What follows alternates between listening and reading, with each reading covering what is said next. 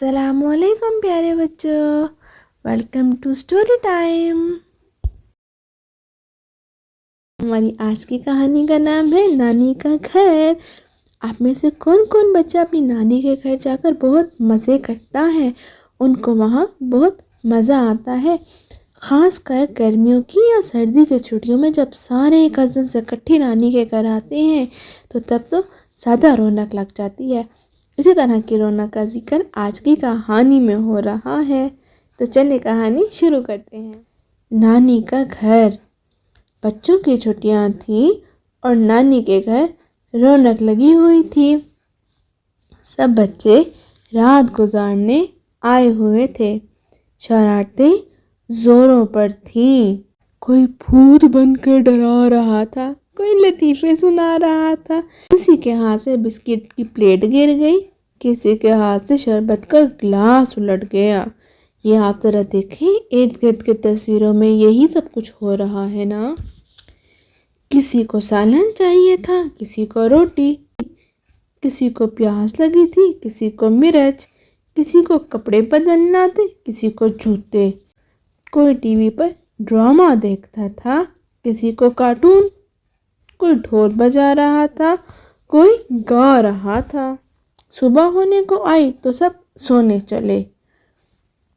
دیکھیں تصویروں میں سارے سو رہے ہیں۔ کوئی بستر پر سو گیا، کوئی کرسی پر، کوئی فرش پر سو گیا، کوئی دری پر، کوئی الٹا پڑا تھا، کوئی سیدھا، کوئی رضائی اوڑھے تھا، کوئی کمبل، کوئی تکیہ لگائے تھا، کوئی کشن۔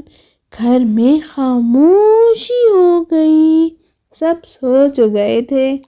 اب کیا ہوا ذرا یہ دیکھیں، یہ کون سر پکڑے کھڑا ہے؟ کچھ دیر میں سب پھر اٹھ گئے۔ کسی کو دودھ چاہیے تھا، کسی کو چائے، کسی کو پراٹھا چاہیے تھا، کسی کو ٹوسٹ، کسی کو انڈا چاہیے تھا، کسی کو پوری بھاجی، اور کسی کو چاہیے تھی کچھ دیر خاموشی۔ تو آپ کے خیال میں یہ خاموشی کس کو چاہیے ہوگی؟ میرے خیال میں تو یہ کسی خالہ کو خاموشی چاہیے ہوگی، جس کو بچے بہت تنگ کر رہے ہوں گے۔ تو بتائیے، کیا آپ کی نانی کے گھر یا آپ کی دادی کے گھر کوئی آپ کی خالہ پھپھو ہے جس کے ساتھ جا کر آپ کھیلتے ہوں اور خوب مستیاں کرتے ہوں، جو کہ آپ کی مستیوں کے بعد تھوڑی دیر خاموشی چاہتی ہو؟ ہمیں کامنٹس میں ضرور بتائیے گا۔